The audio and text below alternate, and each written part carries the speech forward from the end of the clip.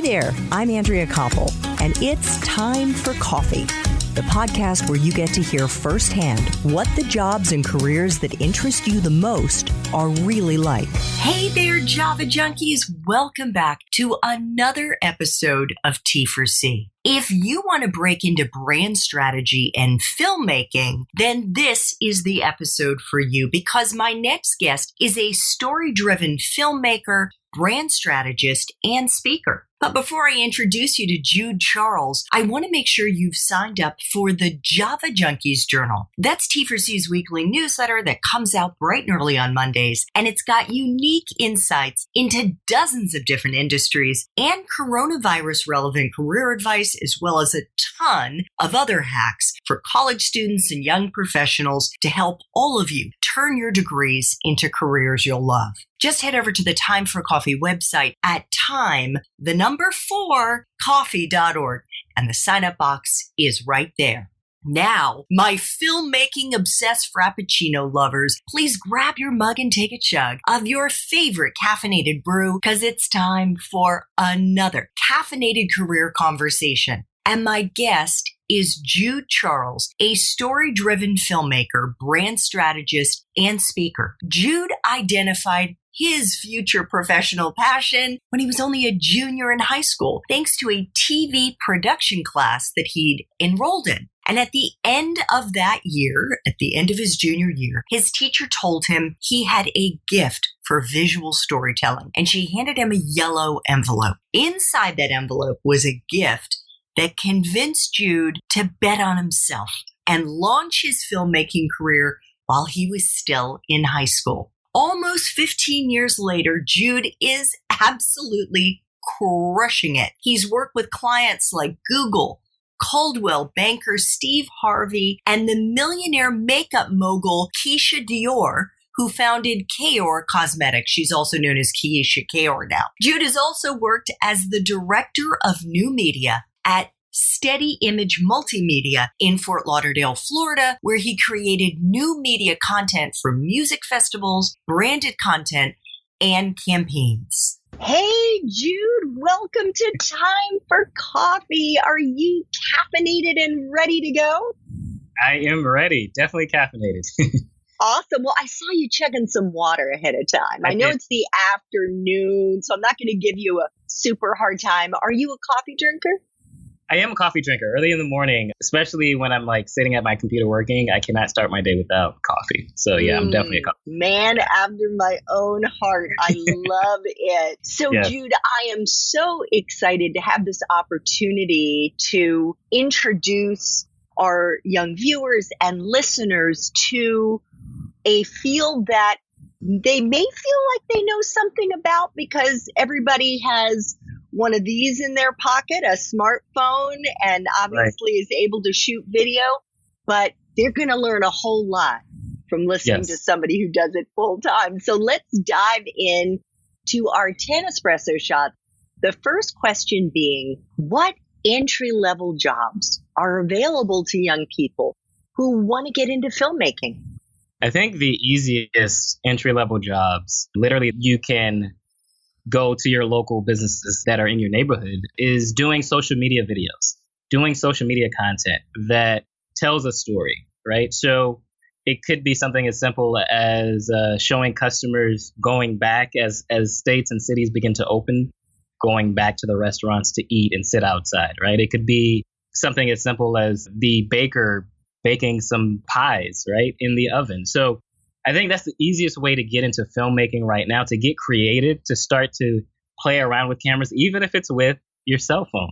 The cell phones are able to do some very magical things. And so I think that's the easiest entry-level jobs to start with, even as a high school kid or as someone who's just getting into college, who's just getting to play with cameras. That's the first entry-level job I would go for. Well, as I mentioned in the introduction, that's kind of how you got your start. It was before the smartphone.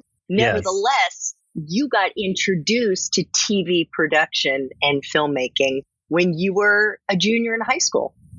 Yeah, I did. I got introduced by a teacher who I'm forever grateful for, Mrs. Donnelly. She taught me everything that she knew about TV production.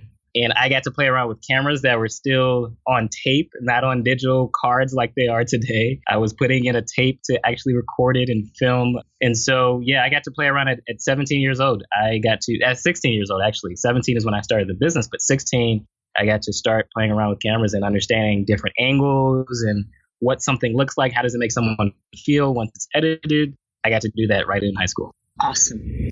So, Jude, what is a hard and soft skill that you look for and have looked for over the years in the young people that you hire? I think what I mostly look for are soft skills. So I look for communication. Are you able to communicate an idea or communicate what you're thinking? I look for, are you able to find solutions to problems? Are you able to think ahead? For me, when I was working with other production companies, when I started out, I realized the smallest things that would be helpful on set would be just thinking about, okay, how can I make sure I have extra batteries because they may run out of batteries? And that it may cost me an extra $5, $10, but when they run out of batteries and they're searching for batteries and they don't know where to find the batteries, hey, I've got the batteries already. Here, we can swap it out. And it saves so much time on set. Communicating ideas or coming up with solutions, that's what I look for. Enthusiasm is also what I look for. Not somebody who's going to be a negative Nancy on set. I look for somebody who's going to be enthusiastic, that's going to pay attention. So I look for more so for soft skills, because if the soft skills are there, the hard skills you can teach. That's simple. The technical, learning how to use a camera or learning how to use a computer, that's anybody can do that. But if the soft skills aren't there, I won't want to work with you because you make my job a lot harder. And so that's what I look for. And that's what I had to learn. So that's what I always try to make sure to instill in younger people that I work with. Well, you are not the only CEO who has that mindset. In fact, PwC did a survey of CEOs in like 83 countries and territories around the world. And this survey was done in 2019. And they basically asked them, what keeps you up at night? And the answer was their people and the soft skills that their people, their employees would have. Would they be adaptable?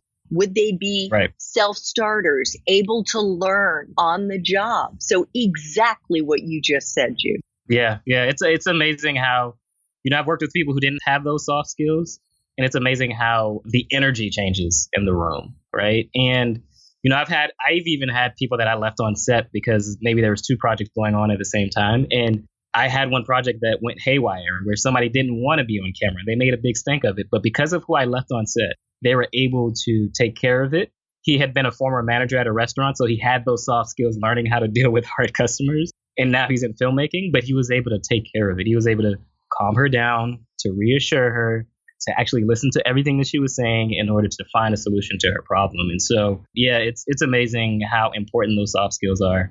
And I'm always grateful when I can find someone that has it. Jude, what about someone's major? Most Time for Coffee listeners are either in college or they're young professionals in the working world. Does it matter what your major is in school? Do you need to study this in order to get into it? You do not need to study this to get into it. I have seen people who study psychology and fall into filmmaking because they understand psychology. I've seen people who study pharmacy who end up being creative and decide they want to get into filmmaking or get in front of the camera. I don't think that your major isn't as important, but if you can be creative and think about, okay, let's just say hypothetically you think about getting in filmmaking after you finish college. If you think, okay, how can I take what I've learned in college and apply it into this filmmaking career? You could actually become someone who's very marketable and someone who stands out because now you're this person who has a different major, a different world view, a different perspective that makes you so much more valuable on set. And what about for those young people, not necessarily those who are starting off at 16 or 17 as you did filming, let alone starting their own business. But eventually, if they do decide they want to start a business, do you think a grad school degree would be helpful? And if the answer is yes, is there a particular type of degree that you would recommend? I don't know that grad school will help. I think the most important thing that helped, especially it helped me, is experience. So I think if you're in college and you can do internships and you can get real life experience, no matter what major you're in, but if you can get real life experience and you can see behind the scenes of how businesses actually run, I think that's the biggest eye-opening thing, because for me, getting behind the scenes and working with other production companies, the main thing I took away from that is what not to do, right? If there was something I just didn't like the way that they were running the company, or I felt like, man, this is an opportunity where they can grow, that's what I looked for. But it was only because I could see the bigger contracts that they were working on, or I could see the complaints and how a client looked like. I paid a lot of attention to how a client, they're sitting across from the client. Well, how does this client react if they say this versus this, right? I think the experience is the biggest teacher. I think oftentimes people will think, okay, I need to go to grad school. I need more years. It depends on the major, but I often say, like, if you can get experience trumps grad school and trumps even trying to get a doctorate degree. Like, it's more about being in the field.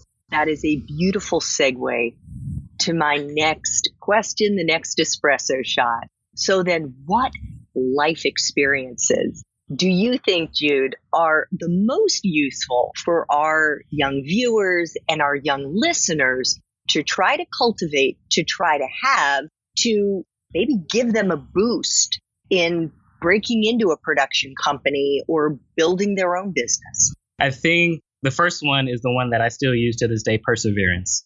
Thinking about, like, okay, how do I get in contact with the person that I may want to work with? And even if they don't email me back or call me back, how do I just stay on top of them so that I get a response? And then if I get a response, if I never hear no, I keep trying. So there's a great story about a guy, Robert F. Smith. He is the CEO of Vista Equity Partners, I think. And he tells this beautiful story that I love, and it stayed with me from the very first time I heard it, because it was the same spirit and passion I had from even at 15 years old when I had my first grocery store job. He was 16 and he wanted to work at a factory, a lab factory that created semiconductors, computer products. And when he wanted to work there, they said, well, there was a position open. And they said that, well, hey, this position is only open for college kids. He was only 16 at the time. So what he did, he didn't take no for an answer. He called every week for 5 months. Every Monday when he got home from school, he called and said, hey, can I come in? Can I just shadow? He just tried to find a way in. Well, after 5 months, one of the college kids didn't show up for work and they were scrambling. And because he had called every week, they remembered him and they called him and he got the job at 16 years old to work at this factory that was only for college kids. So to me, that's the first thing I always say is perseverance. If you can persevere and don't take no for an answer, and don't take it even if someone tells you no. There's a yes waiting for you, and just keep going. I think, honestly, that's the biggest lesson. No matter what career field you're in, if you decide to be a doctor, if you decide to be a pharmacist, it doesn't matter. Don't take no for an answer. Continue to try. There's so much opportunity that we didn't have growing up. There's so much opportunity now that is just, if you don't give up, you'll make it through.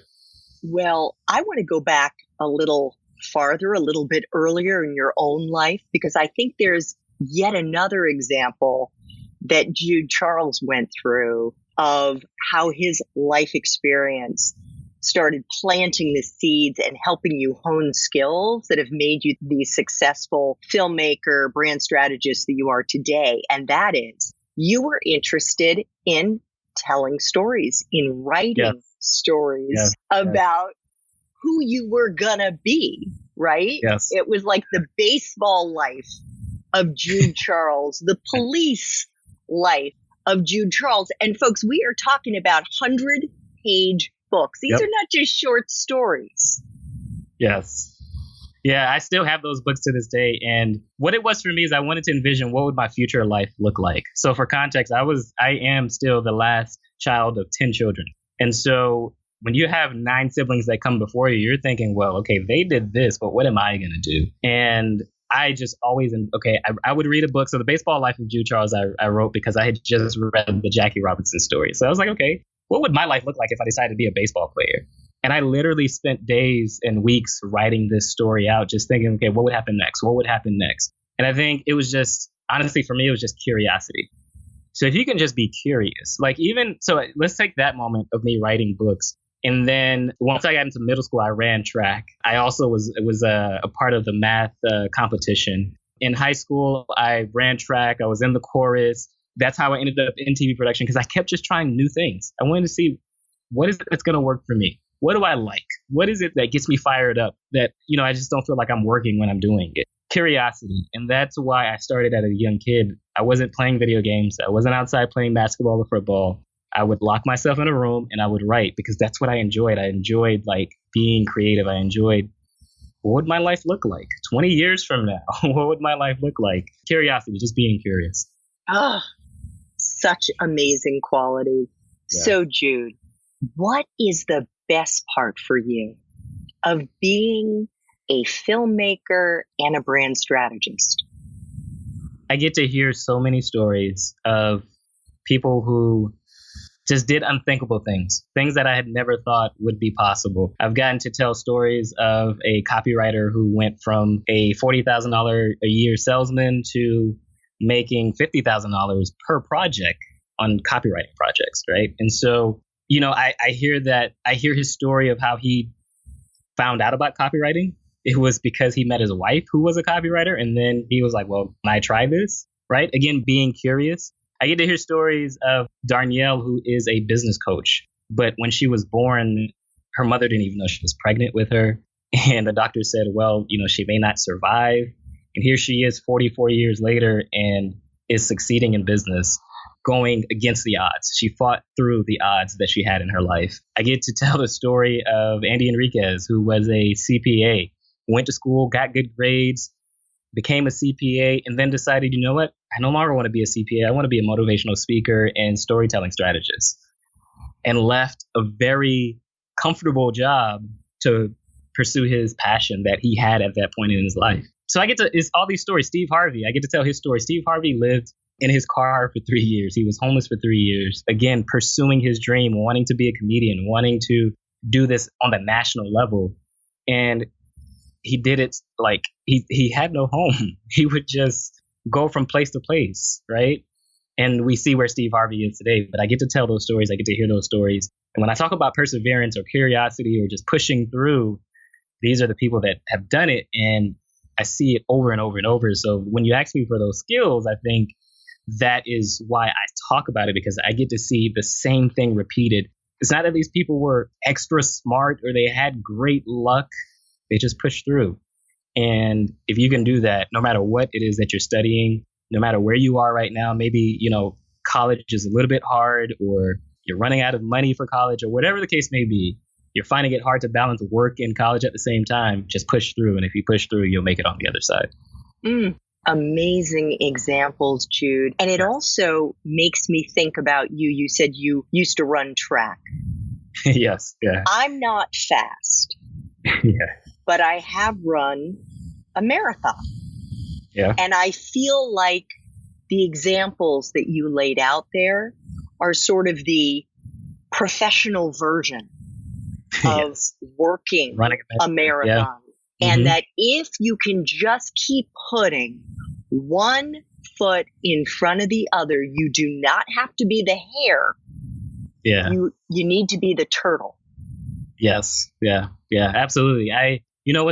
What's magical that we have today is YouTube, right? And there's so many YouTube videos of athletes who, I remember watching one where I think it was, I can't remember his name now, but he was running and he was expected to win in the Olympics. And he had trained so hard, 4 years, to get to this point, to be in the Olympics. And he was favored to win. And halfway through the race, he pulls his hamstring and he can no longer run. He falls to the ground. What does he do? He gets back up and he hops his way to the finish line. For him, it was all about finishing. Yes, he lost the race. He came in last. It was heartbreaking because he worked 4 years and he really wanted to win this. He just hopped his way to the finish line. And I think, the same thing of what you're talking about, I think is that's it. Like, if you can run this marathon, and even if, you might have trained and then you realize, man, a 5K marathon is much more than I anticipated, or something went wrong. Maybe you're getting cramps and you can't finish this race. I've seen people who fall their way to the finish line because it's all about finishing. It's a mindset thing. If you I was just going to do that. I was just going to say it's about your mindset. Yeah. If you can finish, that's the most important thing. It's not about what you do to finish. It's just finish. And if you can do that, that's what matters the most. Love it. Yeah. So the flip side, and we're going to be getting into this in more detail in the main Time for Coffee interview, and our viewers and listeners should check out the bio or show notes to see if Jude's main Time for Coffee interview is already dropped. But I know that the first 5 years of your time as an entrepreneur were tough. What is it for you right now, Jude, that you would say the flip side? We're in the middle of the coronavirus. It's the end of September 2020. That is the part of your current job that sucks the most. What sucks the most is trying to produce stories in the midst of a pandemic. I am blessed that I continued to work throughout the pandemic. And I had clients who weren't willing to, they were doing well in business and didn't want to stop filming. So I was blessed for that, but it also created a different way that I had not prepared for of how to produce stories, right? Different way to take precautions, like putting a mic on someone, because normally I run a mic under the shirt and to the top so that I make sure that I hear clear audio. Well, I've got to think differently about how I sanitize that now, right? Or even having interactions, how close am I to my client when I'm standing in front of them or having conversation? So it's produced this challenge. The other thing is that I produce documentaries, so it has to happen in real life, right? And a lot of my clients, they do live events. And although we film at home, we also, the other side of that is filming live events. Well, they couldn't have live events. And they're sitting in front of a computer now. They're doing virtual events. How do I make that interesting, right? Because if someone's sitting in front of a computer for 4 hours, that's not as interesting as you seeing them on stage and they're interacting with people. There's that challenge, right? And so I think that's the hardest part is how do I produce in the middle of a pandemic? How do I keep myself safe in the middle of a pandemic because I don't want to get coronavirus and then I can't work, right? And provide for my family. That's been the challenge is how do I just, again, we talked about mindset is how do I get my mind clear in order to continue to push through? We are at this point, I think 7 or 8 months into the coronavirus and I've continued to work and I have continued to push through, but it's only because of mindset. I could have easily said, oh my gosh, I don't know how to do this. Let me just take a break. I'm too afraid of getting sick. I could have said all those things, but I had the right perspective and I just continued to push through and here we are and I'm still working. So I think that's been the challenge. But again, the theme that we've been talking about, not on purpose, but it's pushing through and it's persevering. And so, yeah, that's what's been the challenge, but overcoming the challenge as well. It's going to be yet another story that you're going to be telling 5-10 years from now about how you made it through the coronavirus and came out even stronger. Yes, I can see it now. I can see Jude Charles, the filmmaker. This is going to be the documentary for sure. 3 final espresso shots, Jude. If you could share your favorite, your best career advice, what would that be? Again, it goes back to perseverance. I read the story of Reginald F. Lewis. It's on my board, which is why I needed to look back. Reginald F. Lewis. It's a quote that I keep on my board. Keep going no matter what. I don't know. That's a story that just stuck with me because I wouldn't be where I am today without that. Reginald F. Lewis, for context, is the first African-American man to build $1 billion company. And he was a lawyer.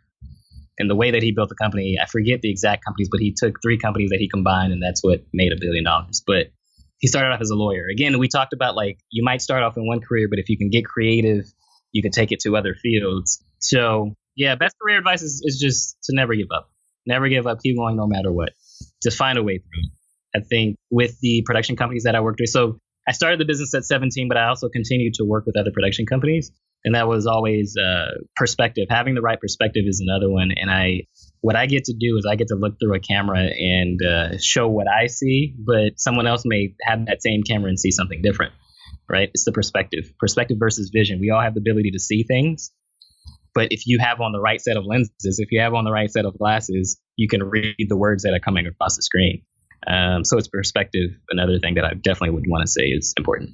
Excellent. Okay, 2 final espresso shots. What movies, if any, or Netflix, Hulu, Amazon streaming shows, or books do you think accurately depicts this profession? You know, that's a hard question because I think the one that accurately depicts it is a documentary series that I've been watching on Hulu. It is from the New York Times, and New York Times takes these stories that they tell in print and digital now, and they bring them to life in video. But you get to see behind the scenes of them having to put this story together. Who are the sources that they go after, and how does this story develop? I think it's the same thing for me. I am digging for the truth. When I show a client on camera, I'm not looking to show the facade. I'm looking to show both the good and the bad.